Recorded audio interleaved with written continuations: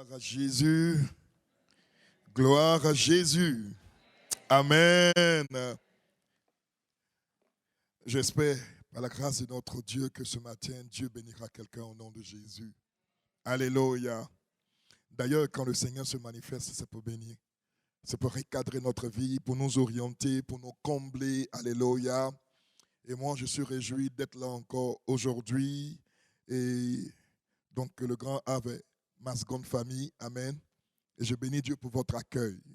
Je bénis Dieu pour la vie du pasteur Gilbert, pour tous ses assistants, son collège. Amen. Que la grâce de notre Dieu continue d'abonder au nom de Jésus. Ce matin, le Seigneur a trouvé bon de m'associer à ce moment. Je bénis son nom. Alléluia.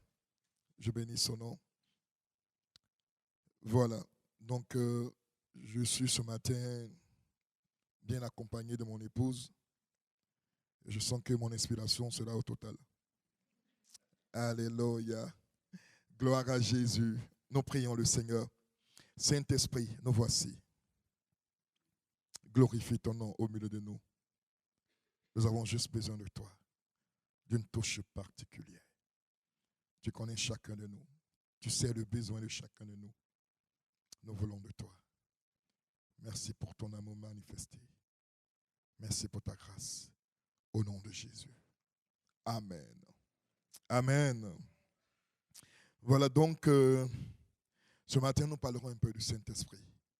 Alléluia. Toute la vie chrétienne a son sens que lorsque le Saint-Esprit est présent. Il n'y a pas de relation avec Dieu en dehors du Saint-Esprit. Rien ne peut se faire en dehors du Saint-Esprit. Le Saint-Esprit établit la relation entre l'homme et Dieu, son Créateur. Mieux, le Saint-Esprit nous donne la position de fils de Dieu. Alléluia. Donc, il est bon pour nous en tant que fils de Dieu d'être constamment en alliance, en phase avec le Saint-Esprit. Alléluia.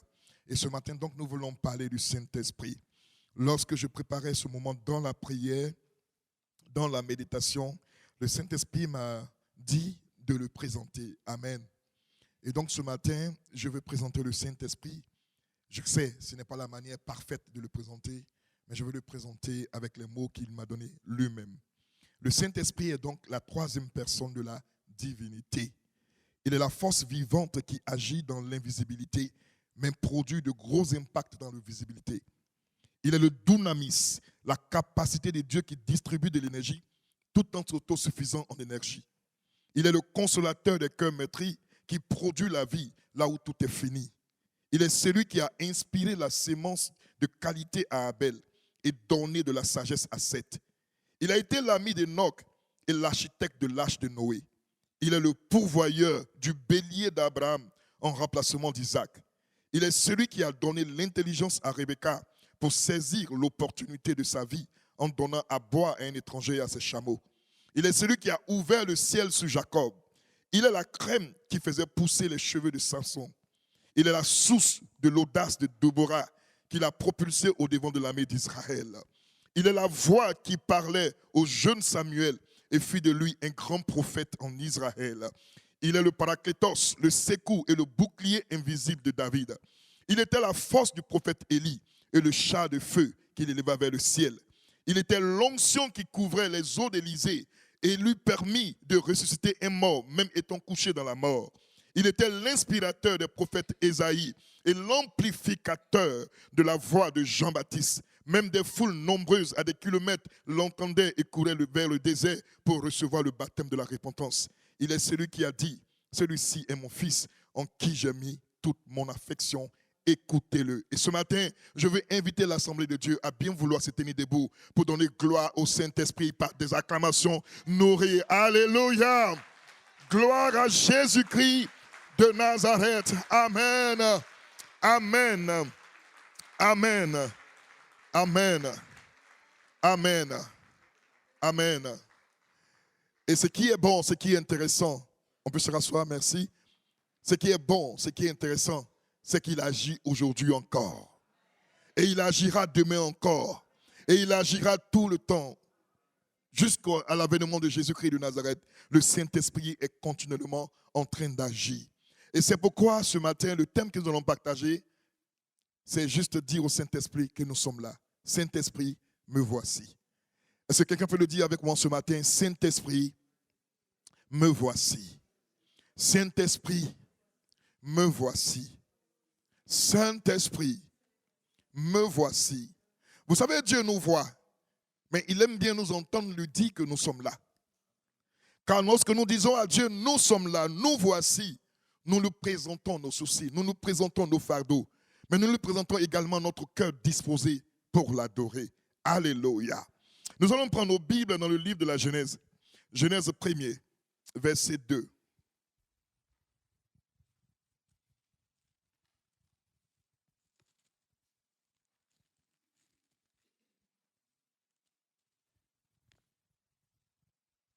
Alors, Genèse chapitre 1, verset 2. La terre était informe et vide. Il y avait des ténèbres à la surface de l'abîme. Et l'Esprit de Dieu se mouvait au-dessus des eaux. Nous prenons le deuxième chapitre, chapitre 2, le verset 7 cette fois-ci. Il dit, l'Éternel Dieu forma l'homme de la poussière de la terre. Il souffla dans ses narines un souffle de vie, et l'homme devint un être vivant. Amen. Amen. Alors, par ces deux textes bibliques, nous rentrons dans la pensée de Dieu. La terre était informe et vide.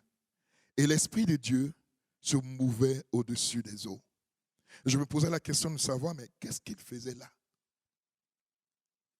Pourquoi est-ce qu'il était là? Pourquoi il était en mouvement sur les eaux? Qu'est-ce qu'il attendait? Qu'est-ce qu'il voulait faire? Et le Saint-Esprit me dit, il attendait chacun de nous. Car la Bible dit dans la suite que Dieu dit que le sec paraisse. Donc je passe déjà à la lumière haute. Dieu dit que le sec paraisse et la terre prend forme. Dans ce qui était déformé, dans ce qui n'existait pas, la terre prend forme. Je veux dire à quelqu'un, même si votre vie ce matin semble être déformée, même s'il y a des choses qui semblent ne pas exister, ce n'est pas parce que les choses ne sont pas visibles à vos yeux que cela n'existe pas. Dieu qui vous connaît a déjà pris la peine de mettre son esprit en mouvement sur vous. Et dans ce sec qui était caché, cette terre, je pourrais dire, qui était cachée par l'amas des eaux, cette terre va paraître. Et le Seigneur, qu'est-ce qu'il va faire au chapitre 2? Il va prendre la poussière de cette terre pour former l'homme, inerte, sans vie, mais lui donner un corps. Alors je comprends que l'esprit était en mouvement sur les eaux parce que l'esprit attendait le sec qui allait paraître du siècle duquel nous allons sortir, vous et moi. Alors lorsqu'on sort de cette terre sans vie, inerte, le Seigneur Dieu va faire quelque chose. La Bible enseigne qu'il va prendre un souffle. Amen. Il va prendre un souffle et il va insouffler en nous et nous deviendrons un être vivant. Or, ce qui m'intéresse, c'est qu'il n'a pas pris le souffle. Il a pris un souffle. Il a pris une portion du Saint-Esprit, mais non pas le Saint-Esprit dans sa puissance, dans sa totalité. Il a pris juste une portion. Vous savez pourquoi? Parce que Adam allait vivre dans un cadre paradisiaque, un cadre où il n'y avait pas d'opposition, un cadre où il n'y avait pas d'hostilité, un cadre de paix. Donc Adam n'avait pas besoin du souffle. Il avait juste besoin d'une petite portion pour être en mouvement et gérer la création. Alors, Adam fonctionnait, il gérait la création. Malheureusement, Adam va tomber et il va être chassé. Il va sortir de la présence de Dieu. Il sera éloigné de la présence de Dieu. Et à partir de ce moment, la maladie va prendre forme. Le désespoir va prendre forme. Les problèmes, la dépression, tout ce qu'on voit aujourd'hui va prendre forme parce qu'il a été déconnecté de la présence de Dieu. Le constat aujourd'hui est que lorsque nous sommes déconnectés de la présence de Dieu, nous sommes dévêtus, nous sommes nus. Dieu disait à Adam, où es-tu? Il dit, je me suis caché parce que j'ai entendu ta voix. Et ça dit que Dieu ne voyait pas Adam. Dieu voyait Adam. Mais pourquoi est-ce qu'il dit à Adam, où es-tu? Parce que lorsque Adam est tombé dans la déchéance, dans le péché, Adam a perdu ce qui lui donnait de la valeur aux yeux de Dieu. Lorsque nous sommes déconnectés de la présence de Dieu, nous perdons la lumière, la gloire qui nous donnait de la valeur. Et comme Dieu est lumière, Dieu se connecte à la portion de lumière qu'il nous a donnée. Mais la lumière de Adam était éteinte à cause de la désobéissance. Alors, Dieu cherchait Adam. Et Adam dit, je me suis caché de toi. Parce que je ne peux plus être dans ta présence. Parce que j'ai perdu ce qui me liait à toi. Je veux dire à quelqu'un ce matin, s'il est arrivé dans ta vie de perdre ce qui te liait à Dieu, ce matin, le Saint-Esprit renouvelle. Ah, le Saint-Esprit renouvelle ce matin au nom de Jésus-Christ de Nazareth. Il renouvelle cela parce que c'est sa volonté. Il veut renouveler chacun de nous. Il veut nous bénir. Alors, je veux parler du Saint-Esprit ce matin dans 3 niveaux. Alléluia. Le Saint-Esprit avec nous, le Saint-Esprit en nous et le Saint-Esprit sur nous. Gloire à Jésus. Je le disais que Adam n'avait pas besoin du Saint-Esprit dans sa totalité. Il avait juste besoin d'un souffle, une portion de l'Esprit, parce que là où il était, il n'y avait pas d'hostilité. Mais nous sommes nés dans l'hostilité. Nous sommes nés dans les difficultés. Nous sommes nés dans les défis. Nous avons donc besoin de la puissance de l'Éternel pour faire face à ces défis en face de nous. Vous voyez bien, c'est comme 3 chrétiens. Nous sommes 3 catégories de chrétiens, malheureusement. Je dis bien malheureusement. Parce que beaucoup refusent d'aller dans la perfection. L'apôtre Paul pouvait dire dans le livre de Romains chapitre 12, versets 1 à 3, lorsqu'il disait, soyez transformés par le renouvellement de votre intelligence afin de discerner la volonté de Dieu, ce qui est bon, agréable et parfait. Ces 3 niveaux expriment les 3 conditions de vie d'un chrétien. Il y a des chrétiens qui sont au niveau de bon. Il y en a d'autres qui sont au second niveau, d'agréable. Et il y a ceux qui sont au niveau de la perfection. Ce que le Saint-Esprit veut, que nous atteignions le 3e niveau, le niveau de la perfection, c'est-à-dire le Saint-Esprit sur nous. Dieu a travaillé dans l'ancienne alliance avec Israël, mais il n'était pas en Israël, il était avec Israël. Le Saint-Esprit avec nous. Alors, je vais imaginer ce matin, si vous me permettez bien. Merci beaucoup, pasteur. Oui, si c'est possible. Je peux peut-être prendre la chaise. Ouais, si elle reste en haut, là, c'est bon.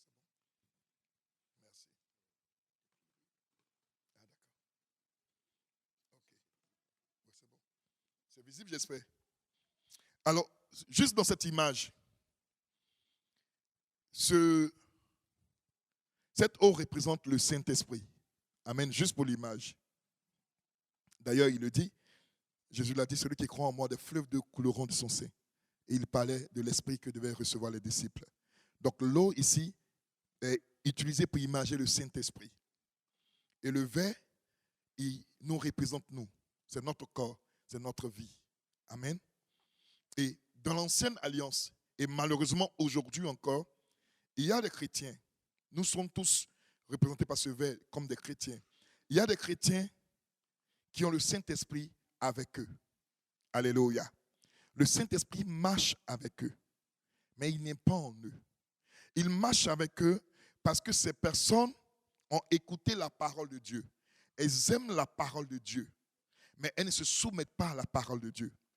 Elles aiment la parole de Dieu, mais elles préfèrent travailler dans les œuvres et non dans la foi. Elles aiment la parole de Dieu, mais elles préfèrent rester religieuses. Ces personnes restent dans la religiosité, sans aller plus loin.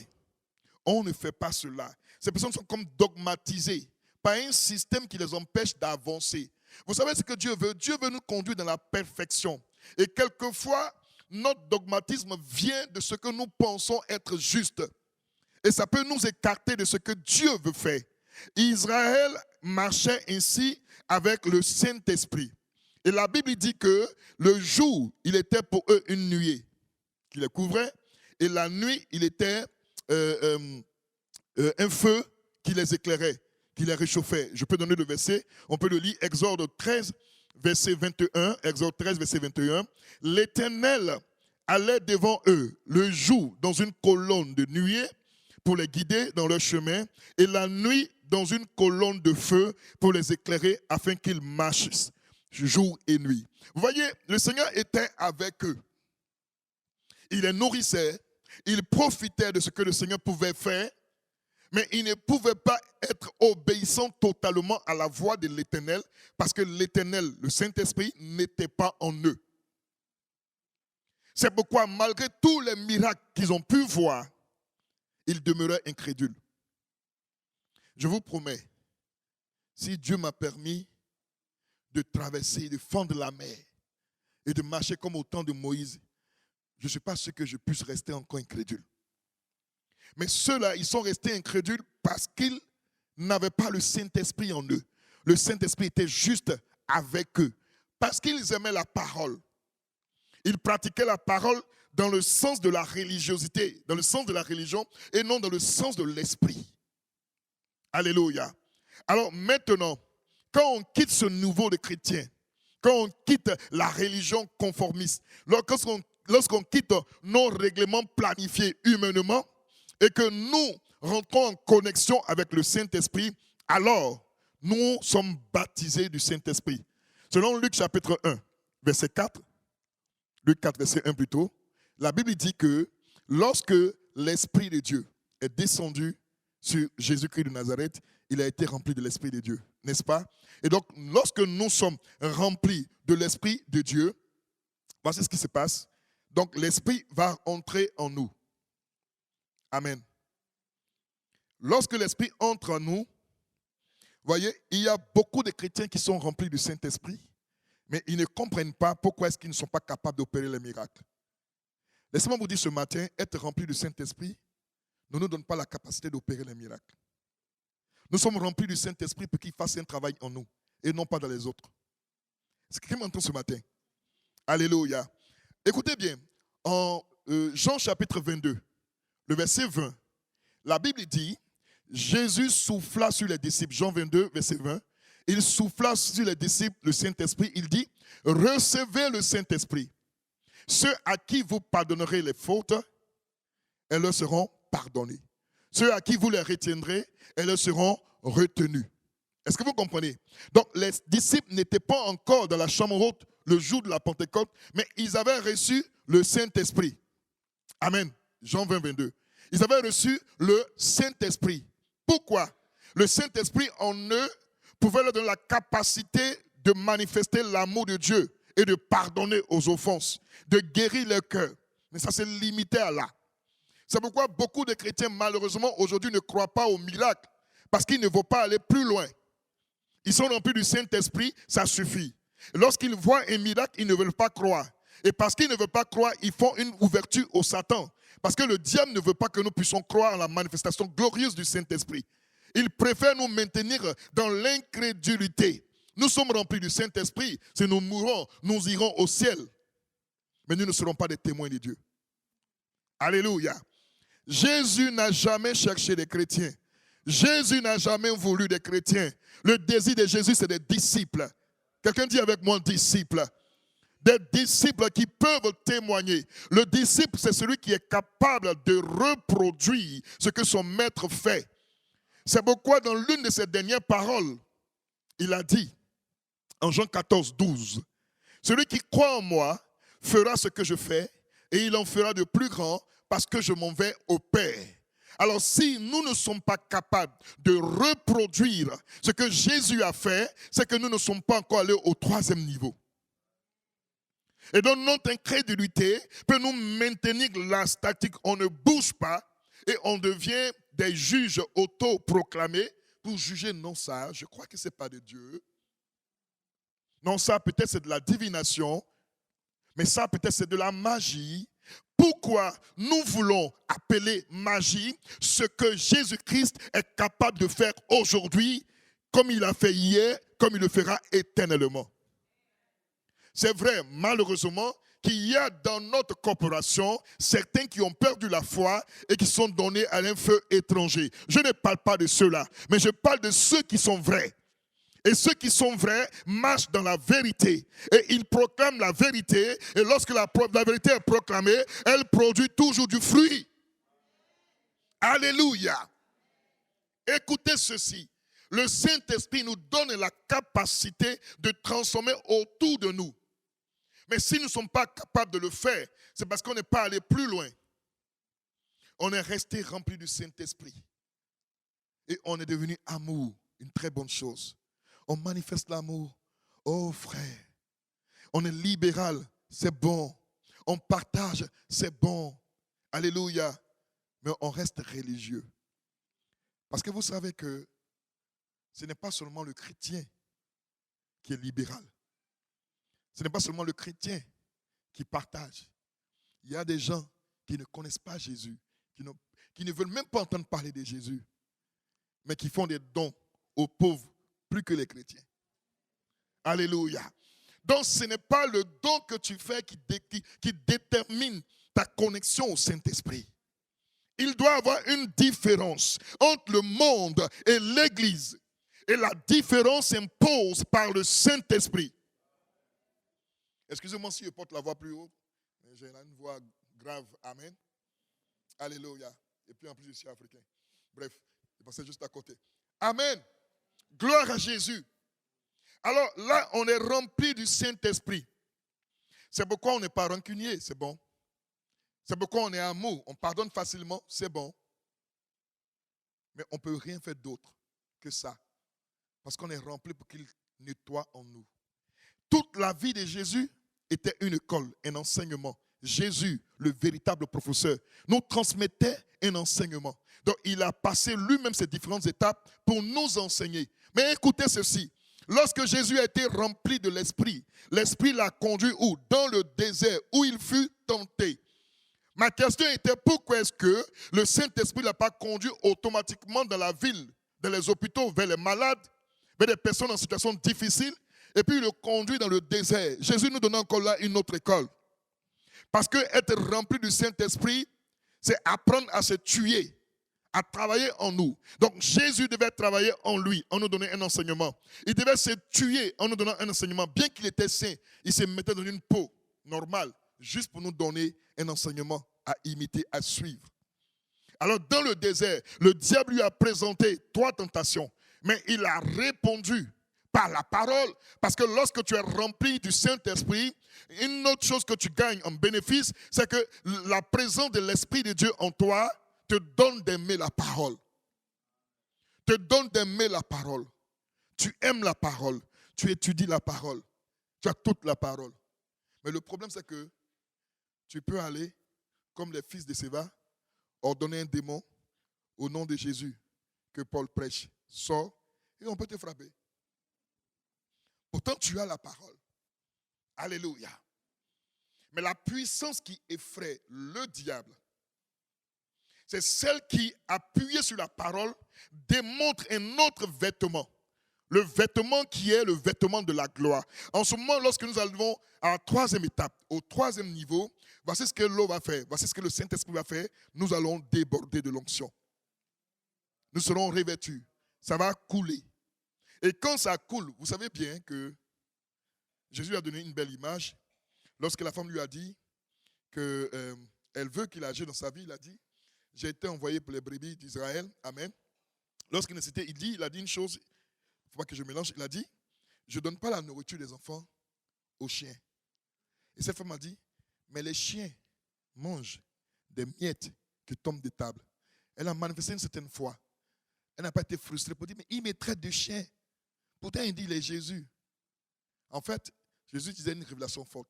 Celui qui n'a pas le Saint-Esprit est un animal. En fait, ce n'est pas moi qui l'ai dit. 1 Corinthiens chapitre 2, verset 14.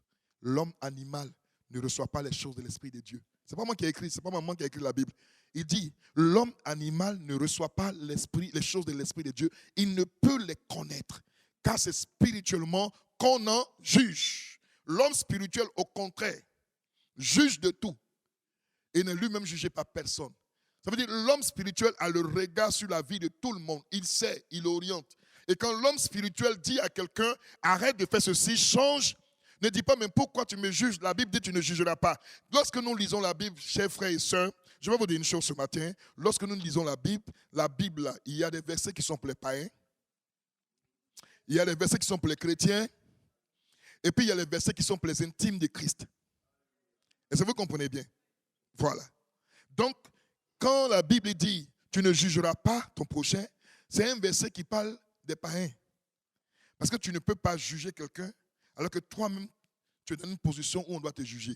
C'est pourquoi Jésus a dit, avant de voir la paille dans l'œil de l'autre, ôte la poutre. Voilà. N'est-ce pas? Parce que tu ne peux pas juger quelqu'un alors que tu pratiques les mêmes choses que lui. Mais si tu n'es pas comme lui, alors tu as la possibilité de voir et de l'aider. Ce n'est pas un jugement, c'est une exhortation. Gloire à Jésus-Christ de Nazareth. Alors lorsque nous sommes maintenant revêtus de la puissance de l'Esprit, quand nous lisons la suite au verset 14 de Luc, la Bible dit quoi? Jésus allait maintenant de lieu en lieu et sa renommée grandissait. Dans la suite, il allait partout, il opérait des miracles. Il chassait les démons. Il guérissait les malades. Alléluia. Frères et sœurs, Dieu nous a appelés à chasser les démons. Il faut chasser les démons. Non, sortons un peu d'un cadre fermé. Il faut chasser les démons. C'est une réalité. Si nous croyons au Saint-Esprit, croyons aussi à l'existence des démons. Parce que c'est le monde spirituel. Et nous sommes face à une guerre spirituelle. Et ceux qui gagnent dans cette guerre spirituelle, c'est ceux qui manifestent l'autorité qu'ils ont. Vous ne pouvez pas être vainqueur si vous refusez de manifester la victoire de Christ par le Saint-Esprit. Ce n'est pas possible. Et je refuse de voir des intimes, des amis de Jésus. Je refuse de voir des fils de Dieu être en train de souffrir alors qu'ils ont la capacité, mais ils refusent d'utiliser la capacité parce qu'ils ont été bloqués dans leur entendement. Je refuse cela. Désolé, ça peut te choquer. Pardonne-moi. Je ne suis pas venu pour te choquer. Je suis juste venu te partager la parole de Dieu. Accepte la parole de Dieu et ne m'accepte pas moi. Gloire à Jésus-Christ de Nazareth. Nous devons chasser les démons. Celui qui est revêtu de la puissance de l'Esprit de Dieu, il dégage la force de Dieu. L'atmosphère change. Quand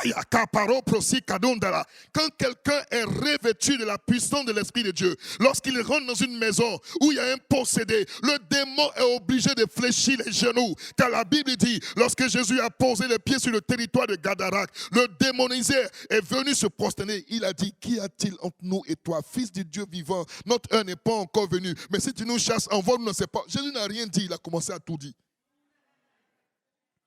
Parce que la puissance de l'Esprit de Dieu impose le respect. Impose le respect. Impose le respect. Je viens souvent en Europe et une chose que je constate, c'est que les gens cajolent, les gens caressent le cancer, les gens caressent la maladie, les gens caressent. Non, mon médecin a dit. Le médecin n'a pas menti, mais n'a pas dit la vérité. Il a juste dit ce qu'il a appris à l'école. Il a juste dit ce qu'il a étudié. Il a juste dit ce qu'il a vu. Et ce qu'il dit est avéré. Mais ce n'est pas la vérité. La vérité est que, par la puissance du nom de Jésus, nous ordonnons aux maladies de sortir des corps. Et les corps sont guéris. C'est ça la vérité. Et nous devons marcher dans la vérité. Ne tombons pas dans le piège du malin qui dit que c'est pas possible. C'est possible. Tout est possible en Jésus-Christ de Nazareth. Tout est possible. Quand j'étais plus jeune, je travaillais à la marine marchande et je devais embarquer pour un voyage. On devait aller en Angola. On a fait la visite médicale. Et là, c'était un problème. On m'a détecté une pointe hernière. Je ne sais pas si je prononce bien, mais il y avait une hernie qui devait commencer. Et je ne peux pas embarquer. Donc, il faut qu'on m'opère.